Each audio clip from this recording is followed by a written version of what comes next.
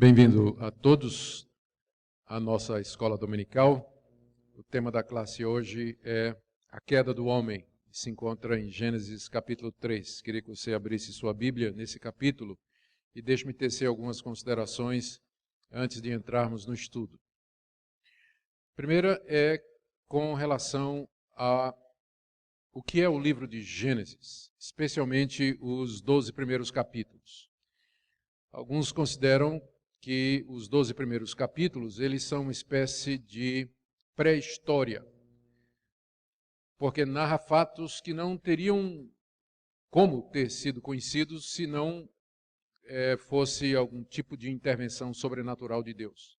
Quem é que estava lá no começo, quando no princípio criou Deus todas as coisas? Quem é que viu os 6 dias da criação? Quem é que esteve lá no paraíso para ver a queda do homem no capítulo 3, depois a história dos primeiros antepassados, patriarcas, a história de Noé e assim por diante. Então, muitos consideram que essa parte do livro de Gênesis, a partir de Abraão, quando então já seria uma parte em que o mundo antigo já conhecia escrita, e você encontra paralelos na literatura de outros povos. Então, embora também o dilúvio você encontra paralelo em outros povos, mas é a partir de Abraão que eles acham que pode ser pensado como história. Mas antes, muito teria sido elaborado pelos israelitas como mitos, lendas fundantes da nação de Israel e tudo mais. Bom, a verdade é que Adão estava lá, não é? E não teria dificuldade nenhuma em Adão passar para o seu filho, que passou para o seu filho, que passou para o seu filho, se você quiser imaginar assim, é perfeitamente possível. O livro de Gênesis teria sido escrito baseado nas tradições que foram preservadas, tradições orais, algumas escritas, que foram preservadas dentro dos descendentes do primeiro casal até os dias de Moisés, que certamente usou de fontes escritas que já havia antes dele, além de revelações diretas da parte de Deus. Uma segunda dificuldade que as pessoas têm com relação ao livro de Gênesis, especialmente os capítulos 1, 2 e 3, é que dizem ser incompatível com o que a ciência tem mostrado. O livro, os capítulos 1 e 2 narram a criação do mundo. Deus criou o mundo em 7 períodos, ou dias de 24 horas, aparentemente, não é? De 6, na verdade, porque ele descansou no 7º.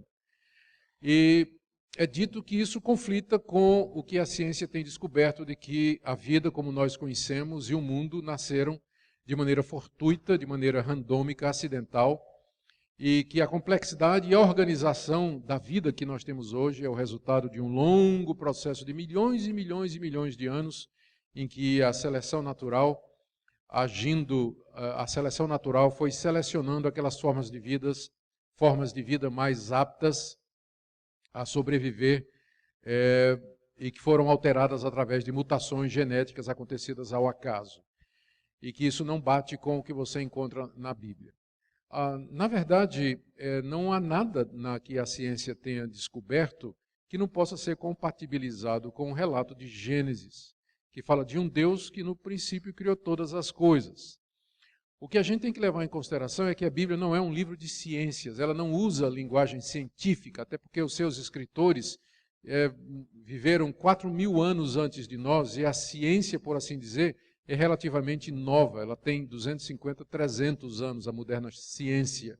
Então você não pode querer submeter esse livro antigo aos cânones da ciência moderna, que é bem mais recente. E que muda muito, constantemente. Um paradigma científico que é aceito numa época é derrubado na época seguinte. A concepção e a compreensão das leis da natureza, elas vão se refinando, alterando. A própria teoria da evolução já vai no seu 4º ou 5º modelo, já não é mais aquela teoria original elaborada por Charles Darwin, embora preserve os pilares fundamentais, mas já há variações, muitas variações da teoria da evolução. Então, a verdade é que nós não podemos colocar a ciência moderna como critério final e absoluto de coisas sobre as quais ela não tem como se pronunciar. Muito do que a Bíblia fala não tem como ser provado ou descomprovado num laboratório de ciências ou através do método científico, porque a ciência tem a ver com coisas materiais, com fatos observáveis que se submetem às leis naturais. E a Bíblia, ela contém muita coisa que está acima disso, como a existência do próprio Deus, que não pode ser provada ou desprovada pela ciência. Está acima disso, porque a ciência se limita ao mundo material, ela não pode se pronunciar a respeito disso. Então, há muito mistério aqui. Nós não sabemos exatamente os detalhes de como Deus criou o mundo, como Ele fez todas as coisas, mas o que nós sabemos é que podemos confiar nesse relato, de que houve um momento no tempo e no espaço que Deus trouxe à existência tudo o que existe hoje, de uma forma maravilhosa, poderosa e ainda não completamente compreendida por nós, e que houve um momento em que o ser humano que Ele fez, de fato resolveu virar as costas para Ele e desobedecê-lo, e precipitando todo o restante da humanidade nesse caos que nós encontramos hoje. Essa é a concepção e a explicação cristã para muitas das realidades que nós observamos nos nossos dias. Então, o capítulo 3 de Gênesis está bem no coração dessas questões, dessas polêmicas que as pessoas levantam. Então, eu queria ver com vocês, muito rapidamente, o que é que esse capítulo nos ensina e a importância dele para a nossa compreensão como cristãos do mundo que nos rodeia. Dos versos 1 a 5, você tem aqui o registro da tentação do primeiro casal. Aqui está pressuposto a história do capítulo 2. Deus criou o primeiro casal, colocou no jardim para cultivar e guardar, e deu uma ordem de que não comessem da árvore do conhecimento do bem e do mal que estava no meio do jardim. E Deus disse, no dia que vocês comerem, vocês vão morrer. Então Deus criou o homem e o submeteu à prova. Algumas pessoas vão perguntar, e aqui são aquelas perguntas clássicas, mas se Deus já sabia qual vai ser o resultado da prova, se Deus já sabia que o homem ia errar, se Deus já sabia que o homem ia colher, por que é que ele fez? E a resposta é sempre essa. Na sua sabedoria, no seu plano misterioso, muito acima de nós, Deus fez uma conta, e essa conta, no final, fechava com maior glória para ele, mesmo ele sabendo qual seria o resultado do teste a que o homem foi submetido. Calculando os resultados, olhando a eternidade, pensando na redenção, no seu filho que haveria de vir ao mundo, no final, esse caminho era o caminho melhor, mais excelente, mais sábio e que traria maior glória a Deus. Por isso, é claro que Deus sabia. Deus não somente sabia, mas isso tudo já estava nos planos de Deus desde o início. E Ele fez assim porque Ele aprove fazer assim, para a sua própria glória, porque Ele é Deus. Vai ter um momento em que você não vai ter uma resposta a não ser essa, porque Deus é quem Ele é. Ele fez isso para a sua glória. Ele fez isso porque na sua sabedoria é o caminho que lhe pareceu mais sábio. E quem somos nós no final para questionar a Deus ou a sua sabedoria? Bom, então esse é o ambiente. O jardim, o homem e sua mulher, toda a criação já feita, os animais lá, e o teste representado pela presença daquela árvore do conhecimento do bem e do mal. E aqui nós lemos o que é que aconteceu. Verso 1 do capítulo 3. Mas a serpente, mais sagaz que todos os animais selváticos que o Senhor Deus tinha feito, disse à mulher, é assim que Deus disse, não comereis de toda a árvore do jardim? Respondeu-lhe a mulher, do fruto das árvores do jardim podemos comer, mas do fruto da árvore que está no meio do jardim, disse Deus, dele não comereis, nem tocareis nele, para que não morrais.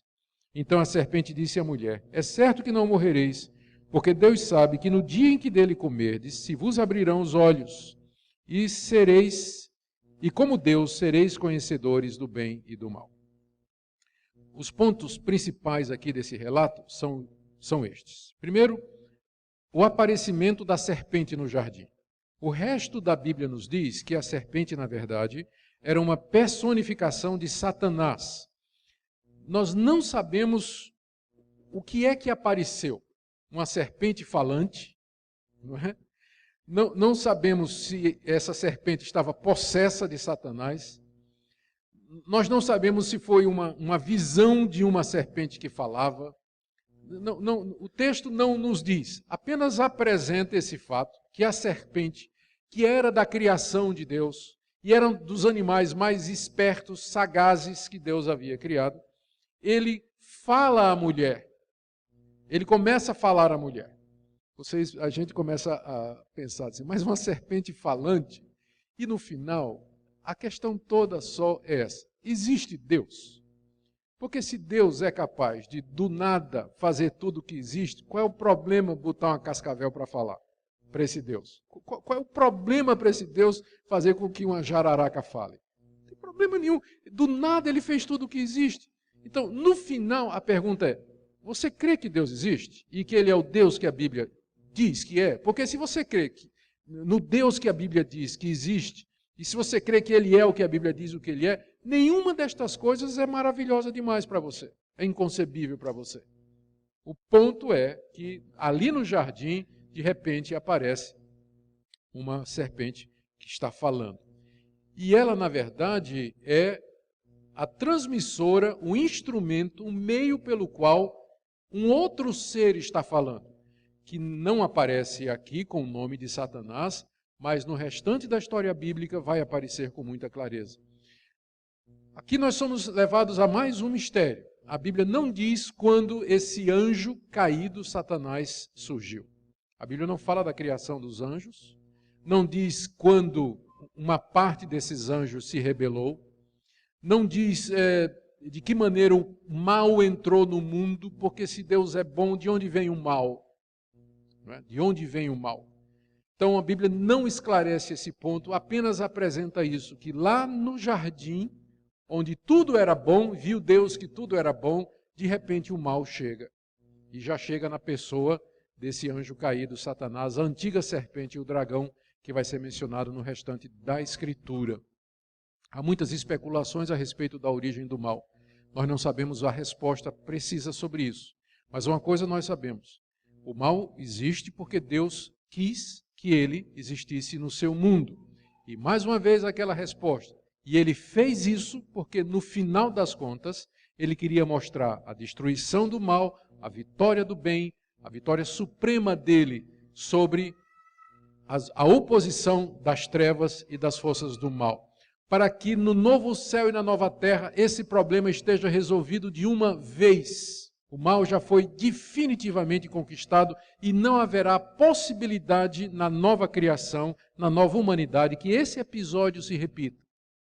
Porque ele foi cuidado, a questão do mal é resolvida definitivamente. Eu posso não saber a origem dele, mas eu sei que a questão da solução para o problema do mal, essa solução é dada definitivamente na pessoa de Cristo e no dia do juízo final. Então disso eu tenho certeza. Posso não saber ainda como é que começou, mas eu sei como vai terminar. E porque eu sei como vai terminar, eu digo, Deus é justo e bom. Mesmo que eu não entenda como, mas olhando o final da história, eu sei que ele tinha as razões dele e que ele estava certo ao permitir que essas coisas acontecessem. Bom, o fato é, chega a serpente. E ela começa então a tentar a mulher. Não sei por que a mulher. Alguns vão dizer porque é mais fraca. Eu não vejo isso aqui no texto. Talvez porque Deus criou primeiro o homem e em seguida a mulher foi tirada do homem para ser a sua ajudadora. E foi o homem com quem Deus fez a primeira aliança, o primeiro acordo. Você não vai comer disso aqui. E foi o homem que disse à mulher, Deus me disse para a gente não comer disso aqui. Deus não disse direto a Eva, Deus disse a Adão. Enfim, o líder era Adão. E a serpente, na sua astúcia, foi não no cabeça, mas naquela que poderia influenciar a cabeça. Quando o pessoal diz que o homem é a cabeça e a mulher é o pescoço, está certinho aqui. Ó. Quem é que moveu a cabeça a fazer o que é errado? Foi o pescoço, Eva, né? Então, a serpente foi exatamente na dupla. Ele sabia exatamente onde ir.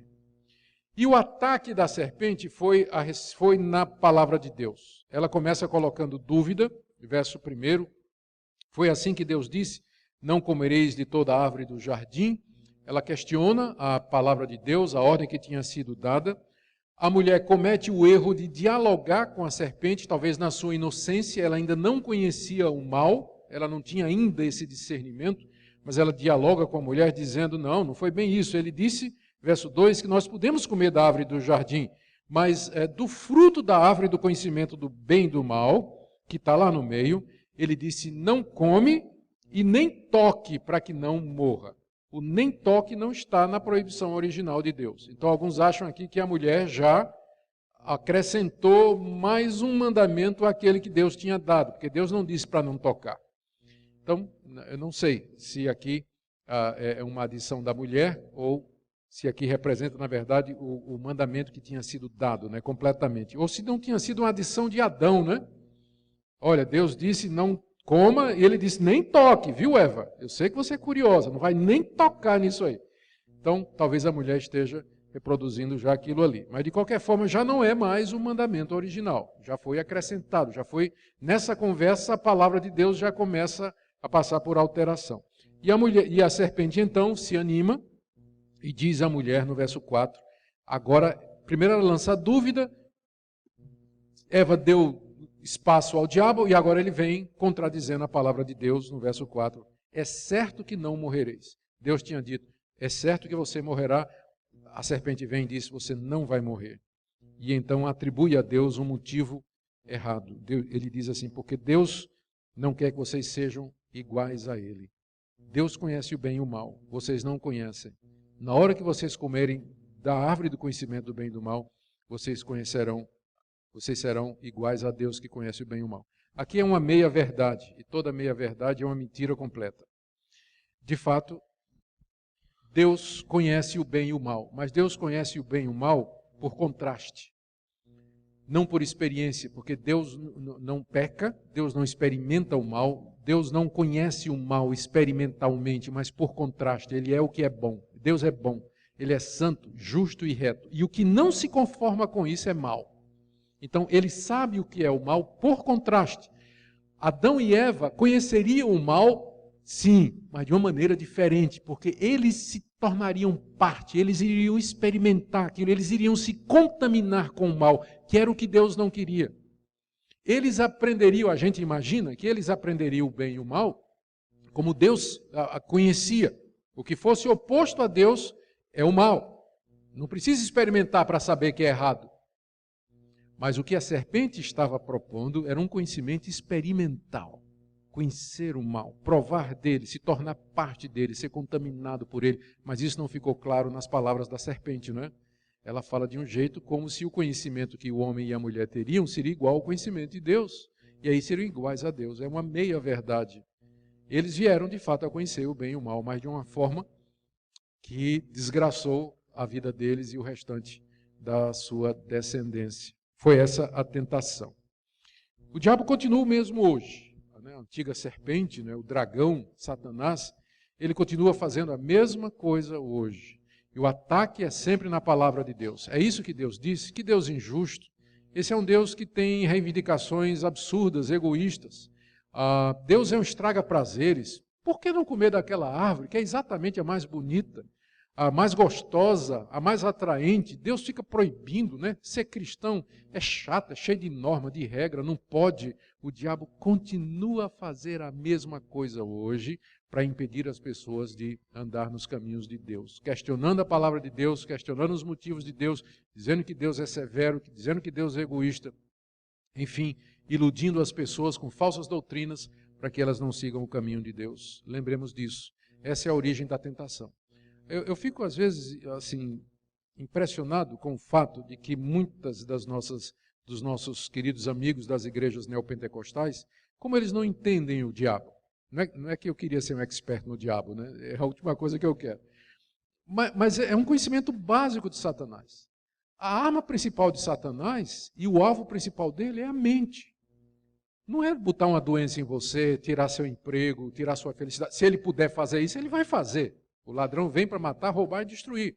Mas tem uma coisa mais importante em você que Satanás cobiça. Não é a sua saúde, seu dinheiro, seu emprego, sua casa. É sua mente. É isso que é aqui que ele vai. É aqui que ele vai. E aí o que é que acontece? O pessoal fica expulsando o demônio, sai, fazendo corrente para a prosperidade, corrente de saúde. e não traz doutrina. Porque a maneira de você combater Satanás é a verdade. E a verdade está na onde? Escritura. Então tem que ler a Bíblia, explicar a Bíblia para o povo. Quer exorcizar o demônio? Quer botar o diabo para correr? Explique a Bíblia. Traga doutrina, traga boa teologia. Agora fica só amarrando Satanás, sai do corpo, esse corpo não te pertence. Cura, corrente de prosperidade e tudo, e a mente continua desprotegida. O que adianta você estar sarado, com um bom emprego, mas cheio de doutrina errada, de ideias erradas a respeito de Deus, concepções erradas de Deus? É uma desgraça pior, né? Satanás vem na cabeça, na memória, aqui. Ele vem no entendimento, ele quer confundir. E se de quebra ele puder lhe desgraçar, ele vai fazer isso também. Mas o alvo principal dele é esse aqui. Esse é o alvo principal dele. Seguido, o texto nos apresenta a queda. Como é que o primeiro casal se deixou levar pela tentação. Versos 6 a 8. Vendo a mulher que a árvore era boa para se comer, agradável aos olhos e árvore desejável para dar entendimento, tomou-lhe do fruto e comeu, e deu também ao marido, e ele comeu. Abriram-se então os olhos de ambos, percebendo que estavam nus, cozeram folhas de figueira e fizeram cintas para si. Aqui no verso 6, você tem uma descrição do que aconteceu no coração da mulher. Primeiro, ela viu a mulher que a árvore era boa para se comer. Não é que ela não tinha visto o fruto antes, ela já tinha passado pela frente da árvore provavelmente dezenas de vezes e tinha visto o fruto. Mas agora ela olhou para o fruto de uma maneira diferente. A queda dela começa aqui. À medida que ela olha agora com cobiça. Ela sempre viu e apreciou, deu graças a Deus por aquela criação maravilhosa, mas agora ela olha da perspectiva de se apossar daquilo. O pecado começa aqui, nesse momento. Né? A consumação é quando ela come, mas aqui já começa o mal a entrar no coração dela quando ela cobiça. Ela olha aquilo que ela antes via com gratidão a Deus e louvando a Deus pela sua sabedoria, agora ela já olha com outros olhos. Ela vê que é boa para comer. Então, ela quer. Agora ela quer aquilo ali. Segundo, que era agradável aos olhos. Então, é claro que antes ela percebia aquela beleza, mas era uma percepção voltada para a glória de Deus. Mas agora é algo que agrada a ela. A coisa agora vira para dentro, né? A satisfação pessoal, me agrada aquilo. E mais, é uma árvore desejável para dar entendimento. Agora ela não está mais satisfeita com aquele entendimento que vinha de Deus. Ela quer por ela mesma adquirir aquele entendimento. E aí, aqui você tem a descrição muito clara do que é o pecado e como é que ele começa, como é que o mal entra. Ele começa com os olhos, começa com a cobiça, na mente, né, com as deliberações, as intenções, os pensamentos, a imaginação, os devaneios, né, e aquilo ali finalmente se torna numa ação concreta. Verso 6, tomou do fruto e comeu, e deu também ao marido, e ele comeu. Então, ali naquele momento, houve a desobediência, se concretizou a desobediência. A partir do momento em que eles comeram daquela árvore que havia sido proibida. E os efeitos vêm em seguida. Há pelo menos 2 efeitos aqui. O primeiro é que se abriram os olhos de ambos e perceberam que estavam nus. Eles estavam nus antes, mas não havia mal, não havia cobiça, não havia luxúria, não havia egoísmo. Então, era na ausência do mal, a nudez natural não tinha problema nenhum. Mas na hora que o mal entrou, a vergonha de si mesmo, o olhar para o outro já não era a mesma coisa, o olhar para si mesmo, a ponto de que eles se cobriram. Alguns teólogos, como Calvino, diz que a vergonha principal que levou com que eles cobrissem os órgãos genitais foi porque, através das relações sexuais, aquele mal agora seria passado para toda a geração. Então, a vergonha deles com o que eles tinham feito. Pode ser, mas uma coisa é certa. Nudez hoje não é mais a mesma de antes, né? Eu acho, de vez em quando aparece um movimento nudista, tem até um movimento nudista evangélico, não sei se vocês sabiam disso. Tem um bando de louco aí de uma cidade de praia aí, que se dizem evangélicos e que promovem, de vez em quando vão fazer culto tudo pelado na praia, né? E eles dizem que Cristo libertou da maldição, não tem mais culpa, não tem mais nada. A gente sabe que isso aí é uma meia-verdade. Cristo nos liberta primeiro da culpa e dos efeitos físicos, corruptores do pecado aqui nesse mundo, mas a libertação da presença do mal é só na segunda vinda de Cristo, no novo céu e na nova terra. Então, enquanto o mal estiver presente, a nudez nunca é inocente. Nunca, nunca é inocente a nudez, nunca, não tem isso. Não tem isso. Então, o primeiro efeito foi esse. E é interessante que é a área que continua a ser a área mais afetada pelo pecado. A questão do corpo, da nudez e, com isso, as relações sexuais. Se tem uma área em que a raça humana é afetada, é exatamente essa questão das relações sexuais, a sexualidade, e tudo que está relacionado com ela.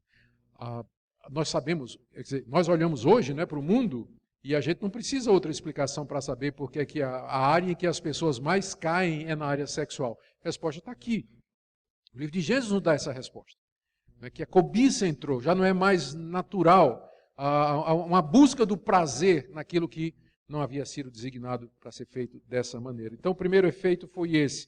O segundo foi fugir de Deus, verso 8. Ouviram a voz do Senhor que andava no jardim pela viração do dia, se esconderam da presença do Senhor Deus, o homem e sua mulher, entre as árvores do jardim. Parece, todo final de dia, na viração do dia, né, quando o dia está virando noite, assim lá pelas 5, 6 da tarde, Deus vinha ao jardim, talvez numa forma humana, né, para conversar com Adão e Eva, ou ter comunhão com eles. E quando chegou naquele dia, não é, quando chegou o horário, então, em vez de ficar esperando Deus, agora Adão e Eva têm vontade de correr, não querem mais ficar. Por quê? A culpa. Né? Esse é o segundo efeito do pecado. O primeiro é o mal que entra, a corrupção que perverte todas as faculdades humanas, expresso na questão da nudez que tinha que ser coberta, mas agora também a culpa. Fugir de Deus, não tinham mais prazer em estar na presença de Deus, queriam fugir de Deus porque sabiam que iam ser confrontados, porque sabiam que tinham feito errado. Até hoje os nossos filhos fazem a mesma coisa, não é verdade? Quando o moleque faz alguma coisa errada, se esconde, fica nervoso, muda o comportamento, e nós também, não é? Nós somos filhos desse casal aqui. A última coisa que a gente quer quando a gente erra é orar. A gente quer fugir, a gente quer dar um jeito, fazer de conta que não aconteceu. A gente fica até achando meio cinismo, né? Na hora que a gente cai em pecado, já orar a Deus, dizer, Deus, a gente se sente imundo, não é isso? Na presença de Deus. É exatamente o que Adão e Eva sentiram aqui. E esses efeitos continuam em nós, a história deles é a nossa. Ou, melhor dizendo, a nossa história é a deles, né? Tudo que acontece conosco, a raiz está aqui. É assim que o pecado funciona. Afasta de Deus, corrompe completamente a nossa personalidade. Terceira parte da narrativa é o confronto. Quando Deus vem ao encontro do casal. E é, de fato, uma maravilha que Deus ainda veio conversar, não é? Aqui nós temos várias perguntas que Deus fez. Não é que Deus não sabia a resposta, mas Ele queria que o casal dissesse. Quando Ele pergunta, Adão, onde você está? Não é que Deus não sabia, mas Ele queria que Adão percebesse onde é que ele de fato estava. Verso 9, chamou o Senhor Deus ao homem e lhe perguntou, onde estás? Ele respondeu, ouviu a tua voz no jardim, e porque estava nu, tive medo e me escondi. Perguntou-lhe Deus, quem te fez saber que estavas nu? Comeste da árvore que te ordenei que não comesses? Então disse o homem, a mulher que me deste por esposa, ela me deu da árvore e eu comi. E disse o Senhor Deus à mulher, que é isso que fizeste? Respondeu a mulher, a serpente me enganou e eu comi. Observe aqui os seguintes pontos. O primeiro, a misericórdia de Deus. Deus veio falar com o casal, já em pecado, desobediente, culpado e já pecadores a essa altura, manchados pelo pecado, conhecendo o mal de forma experimental. Já não é o mesmo casal que tinha sido criado antes. Já foram contaminados aqui. Entretanto, Deus veio falar com eles. A misericórdia de Deus. A compaixão dele para com a sua criação. Segundo ponto que você nota aqui é o questionamento de Deus. O alvo de Deus, quando ele faz as perguntas, é levar o homem a, por si mesmo, ter consciência do que aconteceu. É um método didático até hoje muito bem utilizado. Não é? Em vez de você ensinar o aluno, você faz perguntas ao aluno. Você vai induzindo o aluno até o aluno chegar à conclusão óbvia. Como Deus está dizendo aqui, como é que você sabe que você está nu? Só tem uma resposta para aquilo.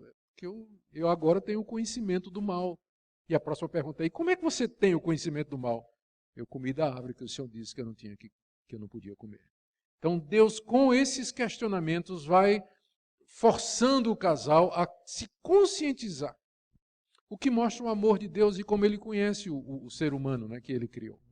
Às vezes as pessoas fazem um quadro de Deus que não corresponde à realidade da Escritura. Geralmente quem faz um quadro de Deus, de um Deus tirano, um Deus distante, um Deus cruel, é porque não conhece a revelação bíblica como um todo. Muita gente que ouve uma conversa e repete e nunca se dá o trabalho realmente de estudar.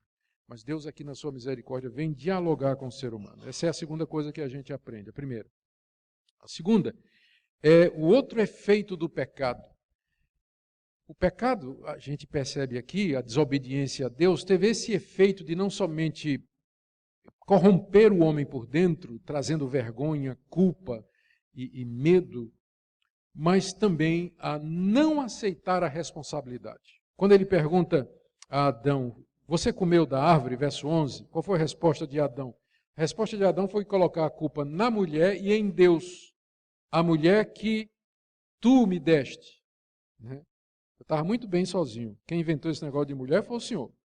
Eu estava até dormindo quando o Senhor fez ela. Então não tenho nada a ver com isso. Então, a mulher que me deste por esposa, ela me deu da árvore e eu comi. Adão aqui esqueceu que Deus tinha feito pacto com ele, que Deus tinha avisado a ele. Adão aqui esquece que Deus o havia colocado como líder do casal, que Adão era o principal responsável pelo jardim e por tudo que ia acontecer. Ele agora se vitimiza. Então essa tendência de vitimização, quando a pessoa erra, ela continua nos filhos de Adão e Eva até o dia de hoje. A pessoa cai em pecado, ela erra, e em vez de assumir a culpa, ela se vitimiza. Ela diz, olha, foi a mulher que você me deu, foram as circunstâncias, foi o governo, foi meu vizinho, foi fulano de tal, ou foi o senhor mesmo. Né? Foi o senhor que me deu essa mulher. Então a culpa, por que o senhor está perguntando? Por que o senhor está querendo? Peraí, o senhor está dizendo que a culpa é minha? Porque, como assim que me deu essa mulher foi o senhor? Agora a culpa é minha? O senhor me deu essa mulher e a culpa é minha agora? É exatamente isso que as pessoas fazem hoje. Ninguém quer assumir a responsabilidade pelos seus erros. Tem que achar um culpado, tem que achar um atenuante, tem que achar uma explicação, quando o caminho para a libertação e reconciliação com Deus é de fato assumir. E quando chega na hora da mulher, ela faz a mesma coisa, né? A serpente. Que é isso que fizeste, Deus diz à mulher. Ela responde, a serpente me enganou e eu comi. Quando não é de Deus, a culpa é do diabo, né? Porque Adão disse, a culpa é de Deus. Deus disse, que é isso? E a mulher disse, não, a culpa é do diabo. Nunca é nossa. Ou é de Deus, ou é do diabo. Adão botou a culpa em Deus, a mulher botou a culpa no diabo. O ponto é que ninguém queria assumir a responsabilidade pelos seus atos. E continua sendo a mesma coisa hoje. As pessoas vão sempre encontrar desculpas e responsáveis pelos pecados que elas mesmas cometem. É assim que nós estamos hoje. Bom, aqui do verso 14 até o final, vem agora o castigo. O castigo que Deus passou para o trio lá no jardim.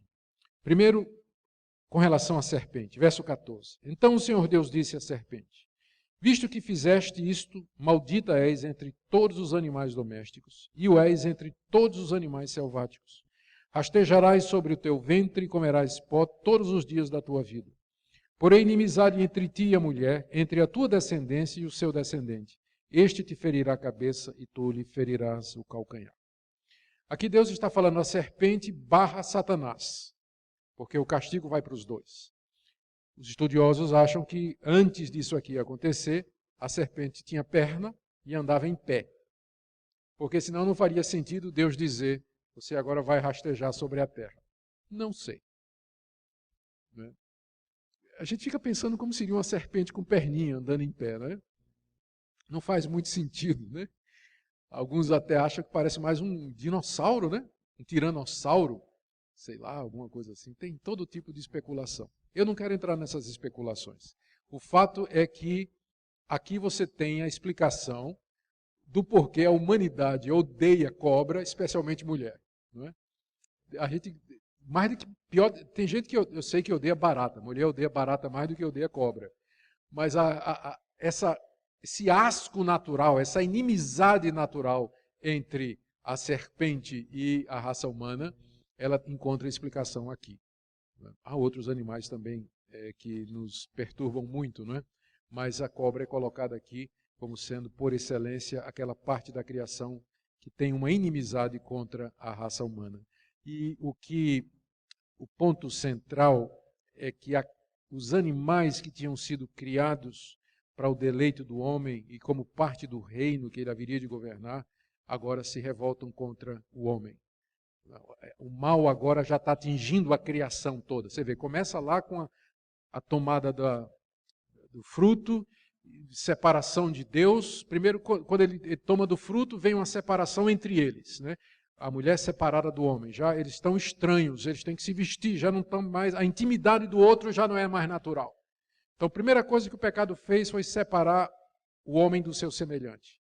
Segundo, separou o homem de Deus, eles se esconderam de Deus. E agora separa o homem da criação.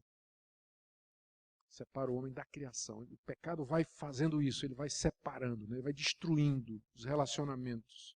Vai acabando com tudo aquilo que Deus havia feito, bom e harmonioso. Agora é a criação que se volta contra o ser humano.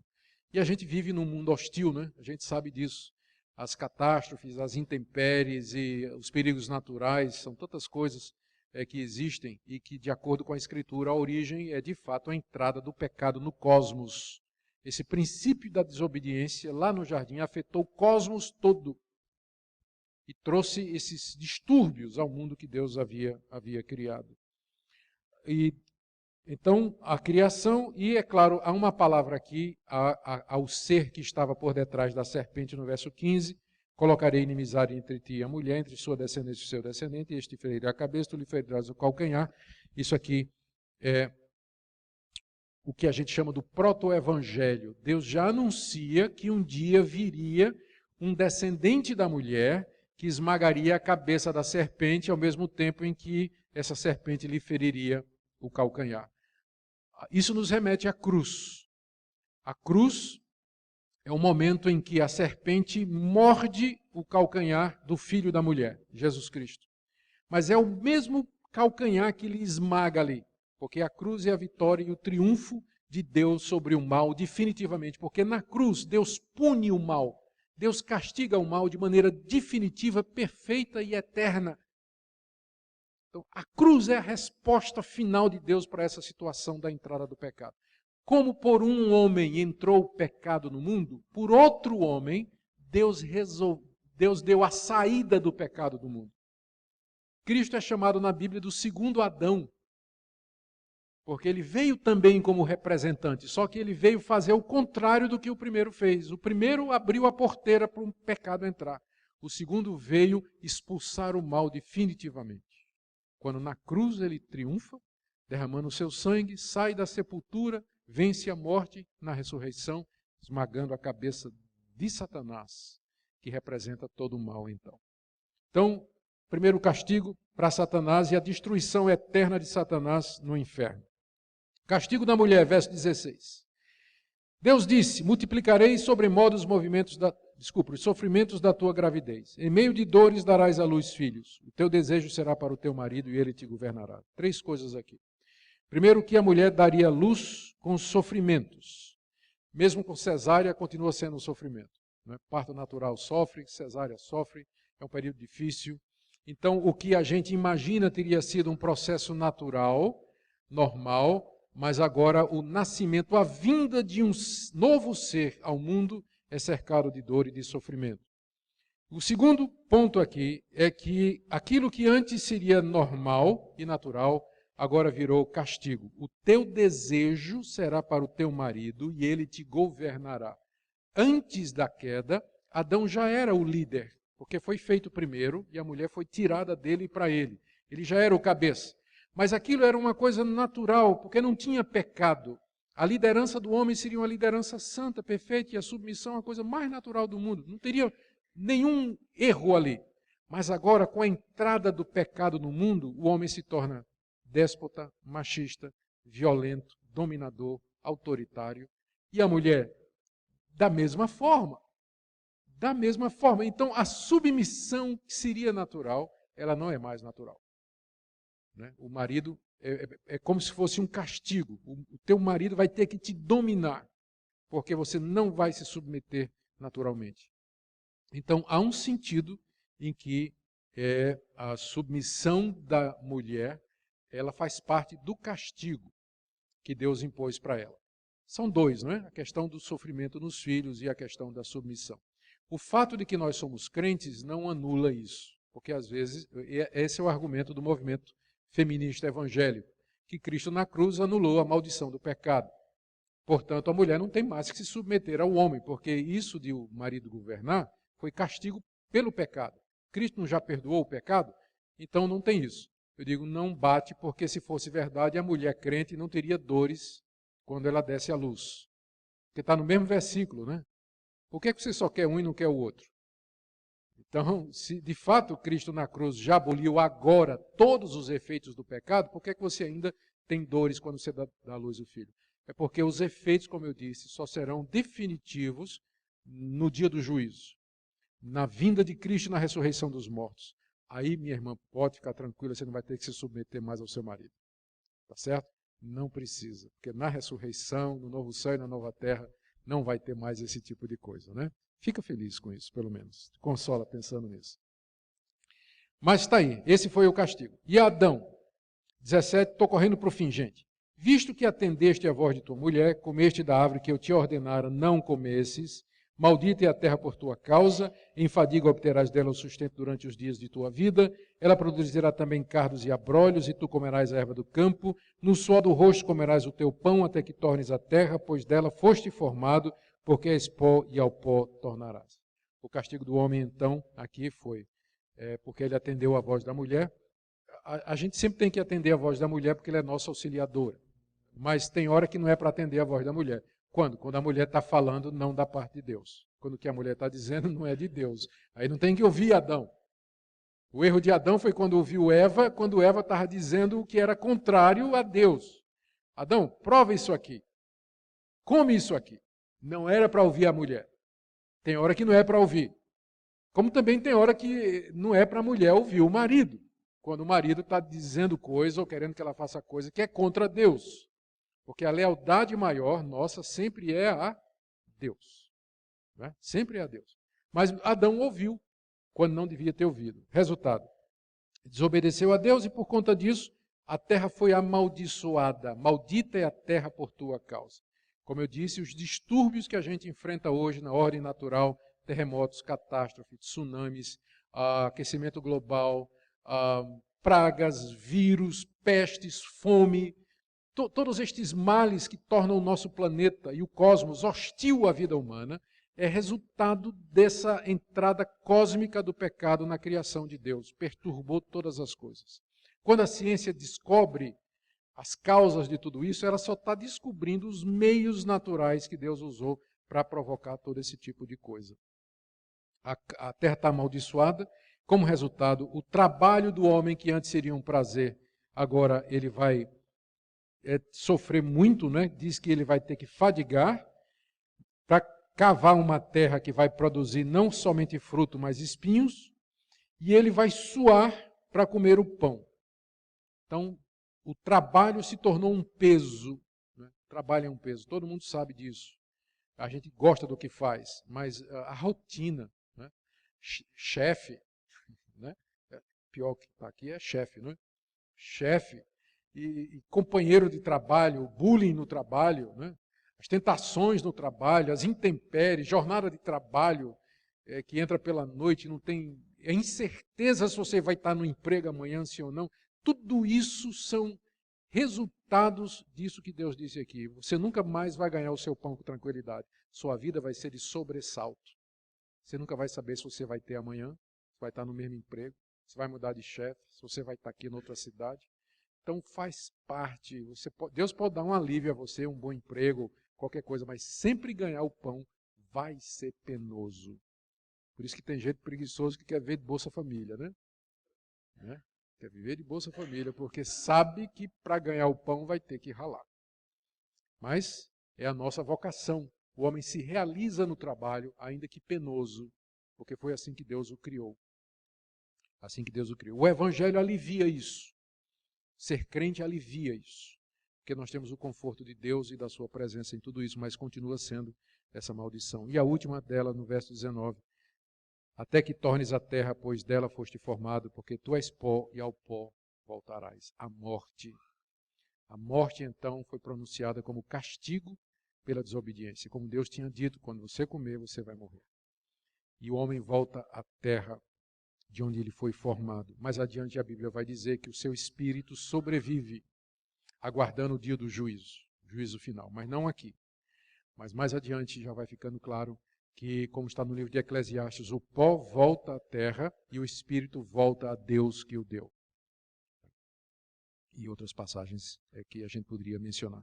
Mas aqui está a razão da morte. A gente explica isso, né? É como nós explicamos o porquê da morte. A ciência tenta dar explicações por que a vida do homem é tão limitada, né? Por que esse ciclo, por que tem morte não só do homem, mas dos organismos.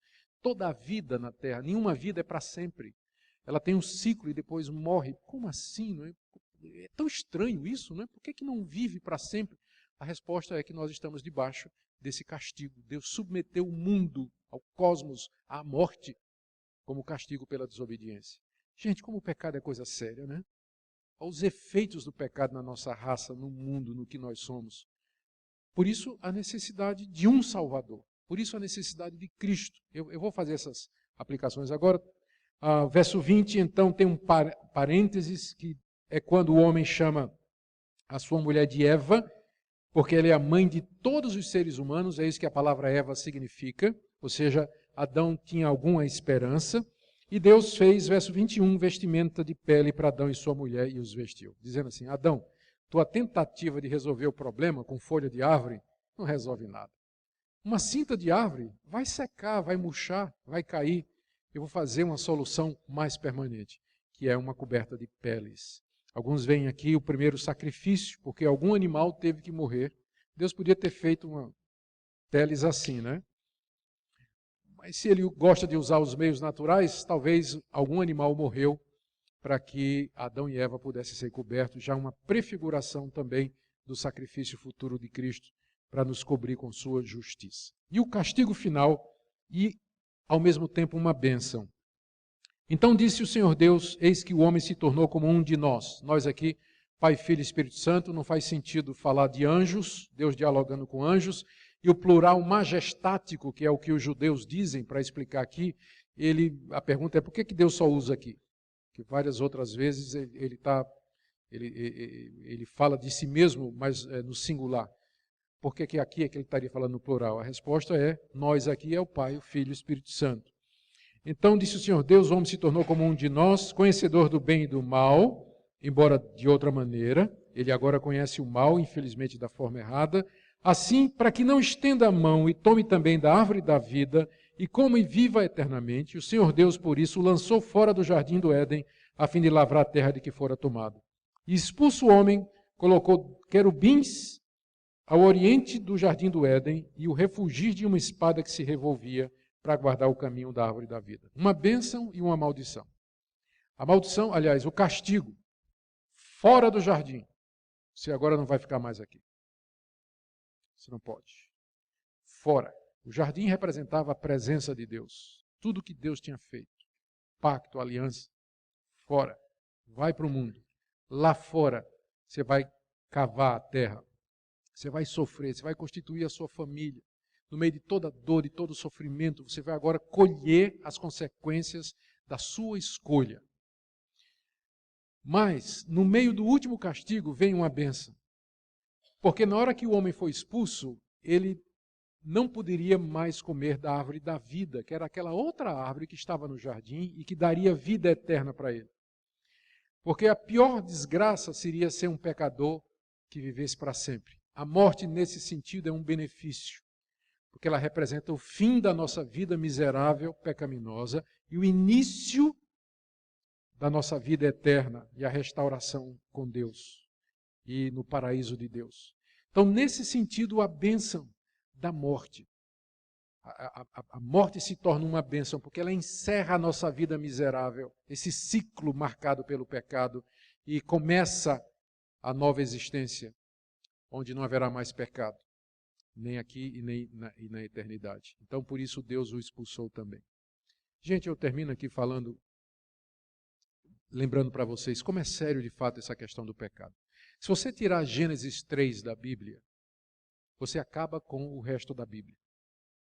Se não houve isso aqui, você não tem como explicar por que que o homem é o que é. Violento, mau, perverso. Por que a gente morre? Por que a morte não é natural para nós? Porque essa busca de sentido, por que que o homem nasce com esse desejo de Deus e ele não encontra? Né? É porque nós estamos vivendo fora do jardim. Nós estamos aguardando não um jardim, mas agora uma cidade que Deus está construindo. Está lá no livro de Apocalipse. A cidade que Deus está construindo para nós, aquelas moradas que Jesus Cristo prometeu. O resto da Bíblia é mostrando como Deus começou a agir na história para resolver esse problema aqui. Ele separa um homem, Abraão, faz promessas, separa um povo, faz promessas, vai fazendo, responde à oração de Zacarias e Isabel, vem o precursor, vem Jesus, nascido de Maria, morre na cruz, ressuscita dos mortos, e agora os filhos de Adão ouvem o evangelho pregado, a boa notícia que Deus está dizendo: eu estou disposto a perdoar vocês, mas vocês têm que crer naquele que esmagou a cabeça da serpente, meu filho que eu mandei para resolver. Foi tão sério que vocês fizeram que eu tive que mandar meu filho para resolver. E só pela fé nele é que vocês podem ser salvos, não tem outro caminho. O que você fizer vai ser cobertura de folha, não vai resolver o seu problema. Mas o Cordeiro de Deus pode cobrir você com seu sangue e perdoar seu pecado. Amém? Então, Gênesis 3 é fundamental para o restante da Bíblia. Por isso que nós o recebemos como palavra de Deus e historicamente confiável. Obrigado, Senhor, pela tua palavra. Obrigado por Jesus, o segundo Adão, que veio nos libertar da maldição que o primeiro nos impôs.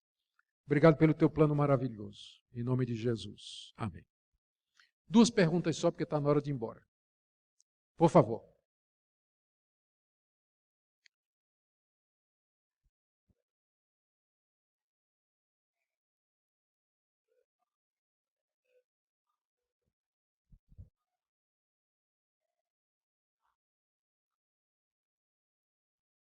Isso.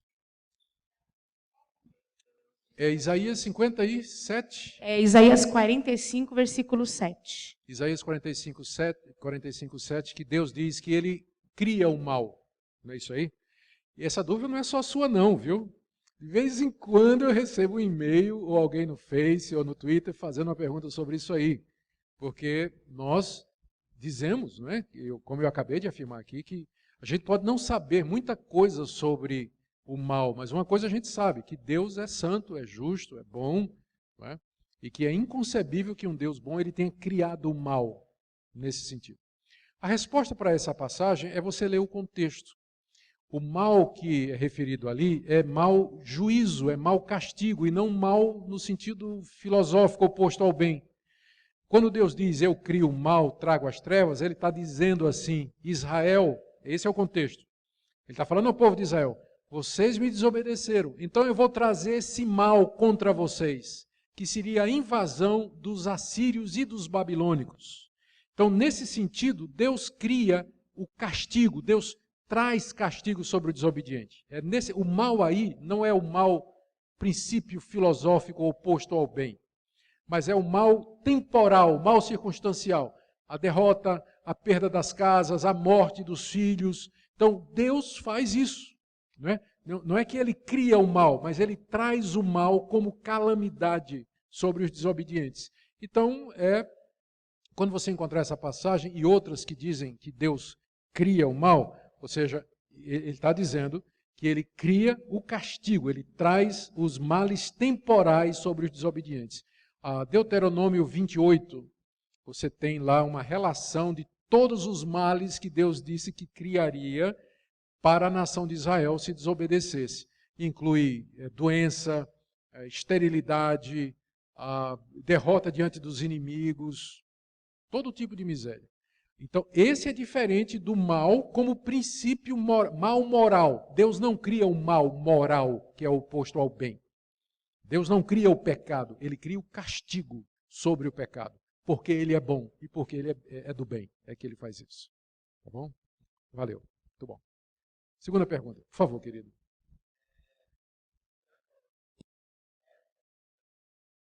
Eu tinha cobiçado o fruto, né? E eu queria entender que, então, Eva pecou antes de ser pecadora? Não. Ela não. Ou não foi um pecou. conjunto de... Eu não entendi direito isso. Ela se tornou pecadora. Aquilo aí foi todo um processo, né? Junto. Ela se torna pecadora a partir do momento em que ela cobiça aquilo ali. Ela já era, na hora que ela tomou para colher, ela já foi a mão pecadora que estendeu. Mesmo antes de comer do fruto. Sim, sem dúvida. Agora, aquilo, o comer do fruto foi a consolidação. Foi, assim, o selo, né? É pecado mesmo. Tá consumado, essa é a palavra. Consumou o pecado na hora que tomou. Mas a mão que se estendeu para tomar o fruto já era uma mão de uma pecadora. Então, quando a gente for entender o conceito de pecado, a gente tem que entender algo anterior e a consumação dele. Perfeitamente. Como um conjunto. Como Jesus disse, se alguém olhar para uma mulher com intenção impura, no seu coração já adulterou com ela. Né? Então, o pecado realmente começa, como aquilo que eu falei, o pecado, a briga é pela cabeça. Começa aqui o pecado. Então, na hora que Eva estende a mão, ela já não é uma mão santa. Né? Já é uma mão contaminada pelo pecado. Tá certo? Tá bom? A saideira, vá, diga. Meu gerente, ele é macumbeiro, né? E Você viu aquilo que eu falei sobre o problema do trabalho, né? vou fazer uma pergunta para o senhor. E a empresa, os funcionários da empresa, o setor que eu trabalho, a maioria não gosta dele. É uma desavença muito grande, né? Como que eu devo conversar, falar a palavra de Deus para ele? Que ele não entende. Ele não... Eu creio que a coisa mais importante é o testemunho. Você impressionar, sendo um bom trabalhador, um homem direito, honesto, como o irmão de fato é. Orar por ele e pedir a Deus uma oportunidade para dizer alguma coisa. De repente Deus abre uma porta, ele mesmo diz assim, mas vem cá, me explica direito aí, tu és crente? Sou. Mas tu é daquela igreja que pede dinheiro e não sei o quê, que está na televisão? Não, nada disso. E minha igreja acredita nisso, entende? Pede para Deus te dar uma oportunidade, e ele vai dar. Gente, muito obrigado pela... Tem mais? Pronto, ótimo. Está se multiplicando aqui. Pastor, meu presbítero, fala. A gente ouve falar muito sobre a árvore do bem e do mal. Árvore do bem e do mal. Mas quase pouco, muito pouco, sobre a árvore da vida. Você tem algum comentário sobre a árvore da vida? Pois a razão é que não tem muita coisa sobre a árvore da vida. É mencionada 2 vezes só no relato de Gênesis, dizendo que ela estava lá no meio do jardim, e ela volta a ser mencionada só no livro de Apocalipse. Como estando lá na cidade, não é? Comerão da árvore da vida. Alguns acham que é um símbolo da vida eterna. Mas se a árvore do bem e do mal era literal e verdadeira, eu creio que essa outra também era. Ela teria o efeito de produzir a vida eterna. A verdade é isso que o senhor falou. Eu não tenho muito o que dizer, porque não tem muito na Bíblia sobre isso. Sei que ela estava lá no jardim. E que a gente vai comer dela lá, no jardim restaurado. Nos perdemos no jardim e voltaremos para uma cidade. Que beleza, né? Bom. Gente, muito obrigado. Reverendo, diga, reverendo. O irmão explicasse aí o versículo 5. Há uma inferência que Satanás tem onisciência. Por isso é um problema difícil, né, de entender. A onisciência que só pertence a Deus. Então eu queria que o irmão explicasse sobre isso. Pois não. Onisciência, quando a gente fala de Deus, a gente se refere A gente não pode descrever Deus, porque Deus é indescritível, né? Porque Ele está muito acima de nós. Mas a gente tenta entender Deus a partir dos atributos de Deus. O que são atributos? São características de Deus. Por exemplo, alguém diz assim, você sabe quem é o Felipe? Aí eu não tenho como descrever Felipe a não ser dizendo assim, sei, não é aquele rapaz simpático, bonito, barbudo, casado com a Bruna, sempre muito atencioso, que está com a câmera assim, sempre filmando. Quer dizer, eu descrevo Felipe pelas características dele, são os atributos dele. Então Deus é a mesma coisa, eu não tenho como definir Deus a não ser me referindo a Ele pelas suas características. E as características de Deus a gente divide em duas, são chamados os atributos incomunicáveis, que são aquelas qualidades de Deus que só pertencem a Ele e que Ele não transmite para mais ninguém, e os atributos comunicáveis, que são aquelas qualidades de Deus que Ele transmite para a sua criação.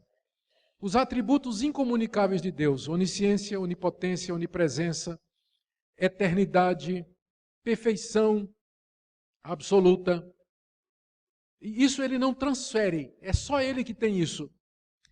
Qualidades ou atributos comunicáveis. Deus é amor, Deus é justo, Deus é paciente, Deus é santo. Então são qualidades que Ele transmite à sua criação. É por isso que nós podemos amar, podemos ser santos, podemos ser justos, podemos fazer o bem, porque Deus transmitiu estas qualidades que são dele para nós. Mas eu não sou onisciente, não sou onipotente, não sou onipresente, porque isso pertence só a Deus.